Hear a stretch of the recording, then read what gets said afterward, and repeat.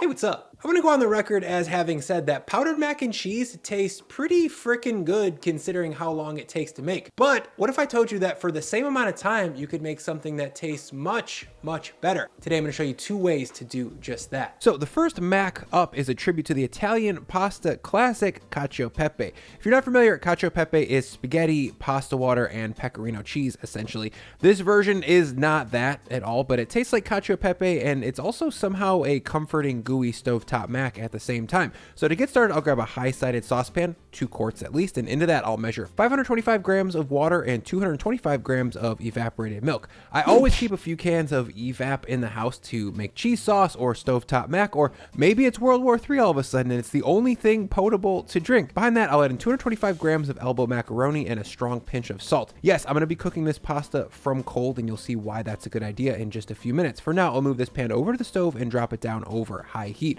Right away, I'll set a timer for 8 minutes. That's how long this pot takes to come up to a simmer and fully cook the macaroni. A quick stir down to make sure things aren't stuck, and after roughly 2 minutes, the water, milk, and pasta mixture will start to rapidly foam up as it hits a boil. At that time, I think it's best to turn the heat down to medium heat to avoid a mess, and then give everything a stir one more time to make sure no pastas are stuck to each other or the bottom of the pot. Now, this needs a few more minutes to get fully tender, so in the meantime, I'll get my cheese for this mac and cheese sorted out. For that, I've got 2 types here, one fancy and one not so much. The first cheese is Italian Pecorino Romano. It's salty, piquant, and very sheepy. It's also the backbone of Cacio Pepe and will be doing most of the lifting here in terms of flavor.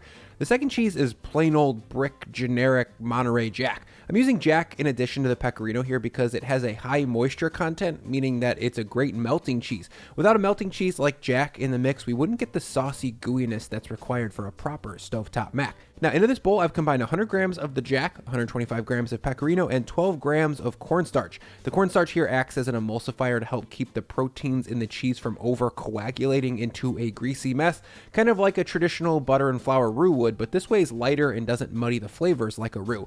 Once these cheeses are all starched up, I'm going to check back on my pasta. It's been 8 minutes since I combined everything cold into this pot, and now I'm going to give these macaronis a little bite to see if they're fully tender.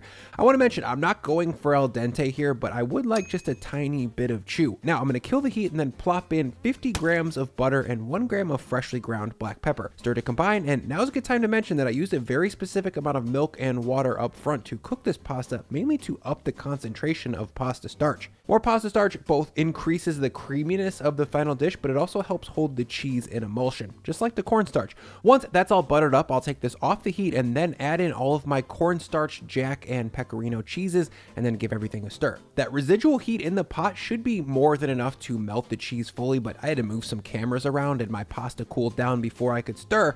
So back on low heat for just a second so that I can get this all melty. And oh yeah, I also meant to add in 15 grams of olive oil with the butter because for me, that spicy green edge of oil really pairs well with the grassy sheep's milk pecorino, and I just dig it. Okay, that's plenty of heat. This is looking nice and saucy now. So one last detail here is to taste things for salt. At this point, I've only added a pinch up front with the pasta and water, and I think it needs just a little bit more, maybe a gram or so, and I'll stir that in, taste it again, and me likey. Now, when you go to plate this up, keep 2 things in mind. The pasta will absorb some of the extra liquid as it sits, and also as it cools, it just will generally get thicker. So I start with the mac just a touch saucier than I think is right, knowing that it's going to tighten up before I get to that first bite. To finish, I'll top it with some grated Jack cheese, some pecorino, a touch more olive oil, and then finally a bunch of freshly ground black pepper.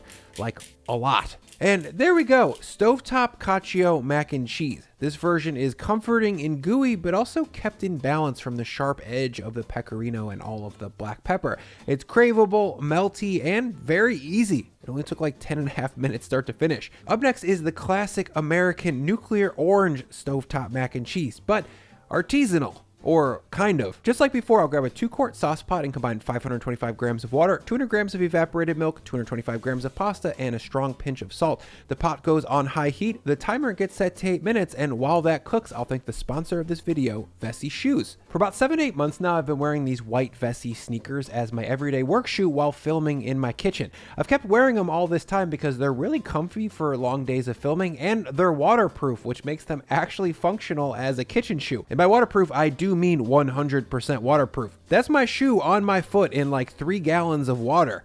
and that sock is dry as a bone. Practically speaking though, I spill foods on these shoes like all the time. Yes, thank God they're machine washable. Just toss them in the wash and forget about it. Now they're good as new. Vessi also just sent me a pair of their Sunday slippers to try as my new house shoe, and the verdict so far, very comfy, very breathable, which I'm told is thanks to their Dymatex knit material. Bonus points here for using less material in water while making these shoes, and no animal byproducts either, so they're vegan. So try Vessi. Use the link in my description below and get 25% off each pair of adult Vessi shoes that you buy. How many dollars off was that? Yes, that's $25 off adult Vessi shoes. The link is in the description. Thank you, Vessi. Now, I've got just a few minutes left before Mac 2.0 is done boiling, so in the meantime, let's talk cheese. For round 2, I've got 3 different cheeses here: Parmigiano Reggiano, extra sharp cheddar, and yellow American cheese. To get the Parmesan ready for the pot, I grated it on the feather side of my box grater. Generally, I'm not a huge fan of feather shredded Parmesan, but this is going to hold the cornstarch a lot better than straight up ground or grated Parmesan cheese. As far as the cheddar goes, I'm not using anything fancy here. I chose extra sharp because it says that it's been aged 9 months, and I believe that to be true. This stuff seems to be pretty flavorful. I would caution against using anything that is over 9 months and super aged, because it probably will be grainy when melted. For the American cheese, I recommend going to the deli and getting about a half pound or so of good old-fashioned processed yellow American cheese.